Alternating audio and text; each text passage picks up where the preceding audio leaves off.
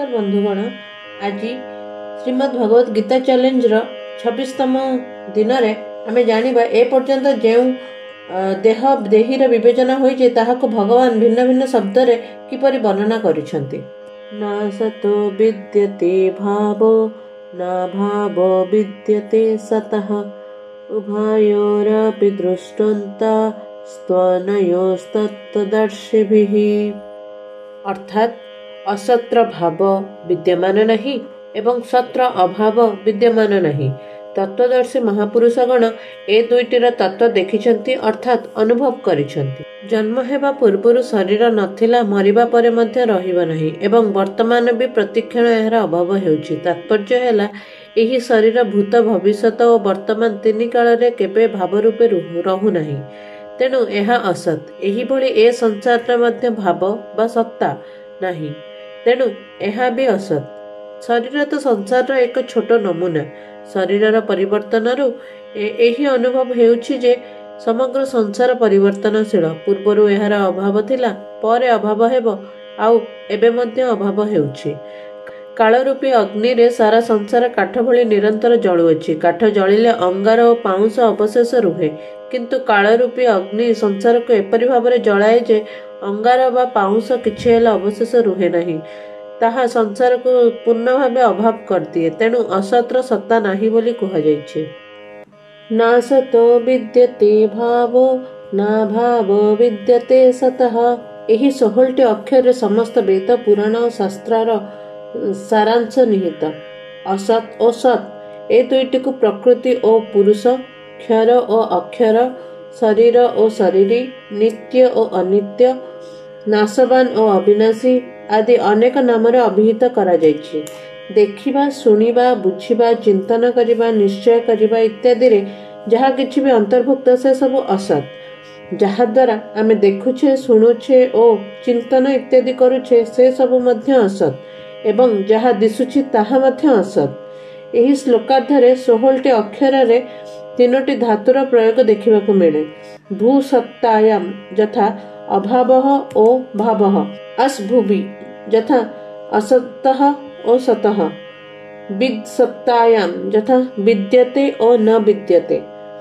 यद्यपि एही 3टी जाकर धातुर एकमात्र मूल अर्थ सत्ता, तथापि सूक्ष्म रूपे एही 3टी निज निजर स्वतंत्र अर्थ व्यक्त करती। यथा भू धातुर अर्थ उत्पत्ति, अस धातुर अर्थ सत्ता व अस्तित्व एवं विद धातुर अर्थ विद्यमानता। नासतो विद्यते भावः पदर अर्थ होछि असतः भावः न विद्यते, अर्थात असत्र सत्ता विद्यमान नहीं बरं असत्र अभाव ही विद्यमान, कारण एहार निरंतर अभाव बा परिवर्तन हेउछि। असत्र सत्ता विद्यमान नहीं। असत उपस्थित नुहे, प्राप्त नुहे और स्थित नुहे। जहा उत्पन्न हुए ताहार विनाश अवश्यंभावी। उत्पन्न हेबा क्षणी सेही वस्तुर विनाशक्रम आरंभ हो जाए। एते शीघ्र तार विनाश हुए जे ताहाको द्वितीय थर पई पूर्व परि देखि हुए नहीं। अर्थात थरे देखि सारिबा परे आ पूर्व स्थिति रे एहाको देखिबाकू हुए नहीं। जो वस्तुर क्षण मात्रे भी अभाव हुए ताहार सर्वदा अभाव हुए, यह ही सिद्धांत। अतएव संसार सर्वदा अभाव ही अच्छी। संसार को जेते सत्ता और महत्व देले भी वास्तव में ताहा विद्यमान नहीं। असत प्राप्त नुहे, केबे हेले प्राप्त होई नहीं ओ केबे हेले प्राप्त हेबो नहीं। असत प्राप्त हेबा आदौ संभव नुहे। सत वस्तुर अभाव हुए नहीं, अर्थात देह उत्पन्न हेबा पूर्वरु मध्य देही थिला, देह नष्ट हेबा परे मध्य देही रहिबो एवं वर्तमान देह परिवर्तन हेउथिले मध्य देही सेथिरे यथावत रहिथाय। एही रीति रे संसार उत्पन्न हेबा पूर्वरु परमात्मा तत्व थिला, संसारर अभाव हेबा परे परमात्मा तत्व रहिबो एवं वर्तमान संसार परिवर्तन हेउथिले भी परमात्मा तत्व सेहिथिरे यथावत रहिछि। संसार को गोटे रूप में आम थरे मात्र देखिपर, दुई थर नुहे, कारण संसार परिवर्तनशील। तेणु गोटे मुहूर्त पूर्व वस्तु जेपरी थिला परवर्ती मुहूर्त रे ताहा सेही परे रुहे नहीं। जेपरी सिनेमा देखिला बेले परदा उपरे दृश्य स्थिर देखा जाए, मात्र प्रकृत रे सेथिरे प्रतिक्षण परिवर्तन हेउथाय। यंत्र उपरे फिल्म तीव्र गति रे घुरिबा जोगु उक्त परिवर्तन एते शीघ्र हुए जे आम आखि ताहाको धरि पारे नाही। यद्यपि अनुक्षण शरीर गुड़िकर उत्पत्ति और विनाश हेउछि तथापि कालर गति अत्यंत सूक्ष्म होइथिबारु सेगुड़िकर प्रतिक्षण हेउथिबा उत्पत्ति और विनाश देखा जाउ नाही।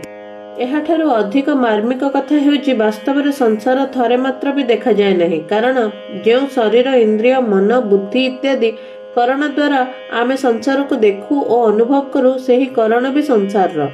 अतएव संसार द्वारा ही संसार देखा जाउछि। जो स्वरूप शरीर और संसार ठारू सर्वदा संबंध रहित सेही स्वरूप रे संसार केबे देखा जाए नहीं। तात्पर्य हेउछि स्वरूप रे संसार प्रतीत हुए नहीं, संसार संबंध रो ही संसार प्रतीत हुए। एथुर प्रमाणित हैला जे स्वरूपर संसार संगे कौनसी संबंध नहीं। द्वितीय कथा, संसार अर्थात शरीर इंद्रिय मन बुद्धि इत्यादि बिना सहायता रे चेतन स्वरूप किछि करि पारे नहीं। एथिरु सिद्ध हैला जे सब क्रिया संसार रे हेउछि, स्वरूप रे नुहे। क्रिया संगे स्वरूप रे कौनसी संबंध नहीं। क्रिया ओ पदार्थ संसार स्वरूप, स्वरूपर क्रिया ओ पदार्थ सहित कौनसी संबंध नथिबारु शरीर इंद्रिय मन बुद्धि समेत समग्र संसार अभाव स्वतः सिद्ध। केवल परमात्मा तत्वर भाव बा सत्ता विद्यमान, जहाँकि निर्लिप्त रूपे सबुरी आधार और प्रकाशक। न भाव विद्यते सतः पदर अर्थ हेउछि सतः अभावः न विद्यते, अर्थात सत्र अभाव विद्यमान नहीं बरं सत्र भाव ही विद्यमान, कारण एहार केबे अभाव हुए नहीं। जहार अभाव हो जाए ताहाको सत कुहाजिब नहीं।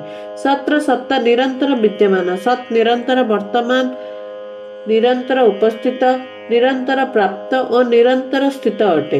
कौनसी देश काल वस्तु व्यक्ति क्रिया घटना परिस्थिति अवस्था आदि रे सत्र अभाव हुए नहीं। देश काल वस्तु आदि असत अभाव स्वरूप अर्थात निरंतर परिवर्तनशील, किंतु सत सर्वदा यथावत विद्यमान रुहे। सेथिरे केबे कौनसी परिवर्तन हुए नहीं ओ न्यूनता आसे नहीं। तेणु सत्र सर्वदा भाव रहिछि। परमात्मा तत्व को जेते अस्वीकार और उपेक्षा कले भी, सेथिरु जेते विमुख हेले भी, ताहाको जेते तिरस्कार कले भी, ताहाको जेते युक्ति द्वारा खंडन कले भी, वास्तव में ताहार अभाव कदापि विद्यमान नहीं। सत्र अभाव आदौ संभव नुहे। सत्र अभाव केबे हेले केही करि परिबे नाही। उभयोरपि दृष्टवन्त स्तनयोस्तत्त्वदर्शिभिः। एठारे कुहा जाइछि तत्वज्ञ महापुरुष माने ए दुईटीर अर्थात सत असत बा देही देहर तत्व को अनुभव करिसंती एवं ताहार सारांश बाहर करिसंती जे एकमात्र सत तत्व ही विद्यमान। असत वस्तुर तत्व भी सत और सत वस्तुर तत्व भी सत, अर्थात एकमात्र सत ही दुईटी जाकर तत्व। भाव रूपे दुईटी जाक तत्व हेउछि एक। सुतरां सत और असत ए दुईटीर तत्व को जानिथिबा महापुरुषंकर एकमात्र सत तत्व ही ज्ञेय। असत्र जेउ सत्ता प्रतीत हेउछि ताहा वस्तुतः सत तत्वर सत्ता। सत्र सत्तारु ही असत सत्तावान प्रतीत हेउछि। एही सत को परा प्रकृति क्षेत्रज्ञ पुरुष एवं अक्षर बोली कुहा जाइछि, तथा असत को अपरा प्रकृति क्षेत्र प्रकृति और क्षर बोली कुहा जाइछि। अर्जुन मध्य शरीर सकाश शोक करुछन्ति जे युद्ध कले समस्ते मरी जिवे। तेणु भगवान कहउछन्ति युद्ध न कले कौन एमाने मरिबे नहीं। असत अवश्य मरिबो एवं निरंतर मरुछि मध्य। एथिरे सत रूपे जे अछि ताहार केबे अभाव हेबो नहीं। तेणु शोक करिबा तुमर अज्ञता।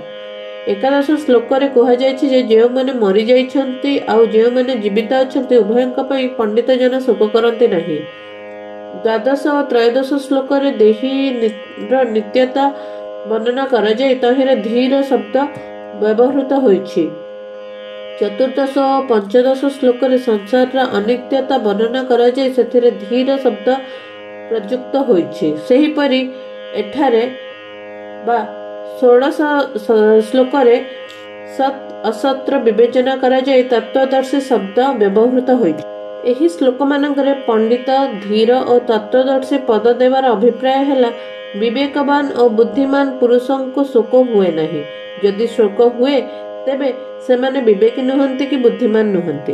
तत्वदर्शी महापुरुष माने सत तत्व को सृष्टि करिनाहंती बरं देखिछंती अर्थात अनुभव करछंती। तात्पर्य हैला असत्र अभाव और सत्र भाव एही दुईटीर तत्व बा निष्कर्ष जानिथिबा जीवन मुक्त तत्वज्ञ महापुरुष एकमात्र सत तत्व को ही देखंती अर्थात स्वतः स्वाभाविक एक सत्य तत्वर अनुभव करंती।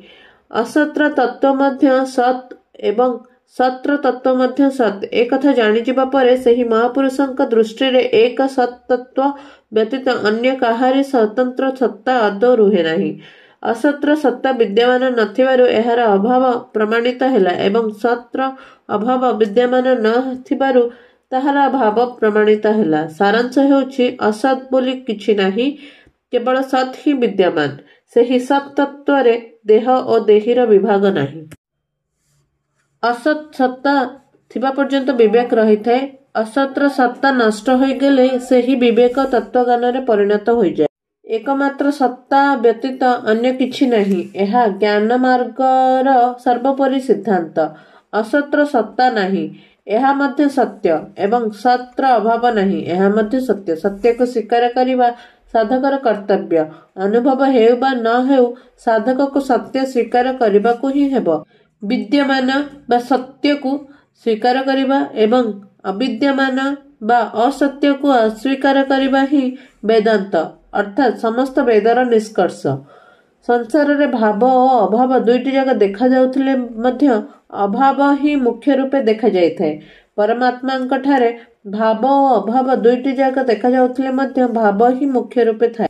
संसार रे भाव और अभाव अभावर अंतर्गत एवं परमात्मांक ठारे भाव और अभाव भावर अंतर्गत। प्रकारांतरे संसार रे संयोग और वियोग नित्य वियोगर अंतर्गत एवं परमात्मांक ठारे जोग और वियोग बा मिलन और विरह नित्य जोगर अंतर्गत। अतएव संसार रे अभाव ही विद्यमान एवं परमात्मांक ठारे भाव ही विद्यमान।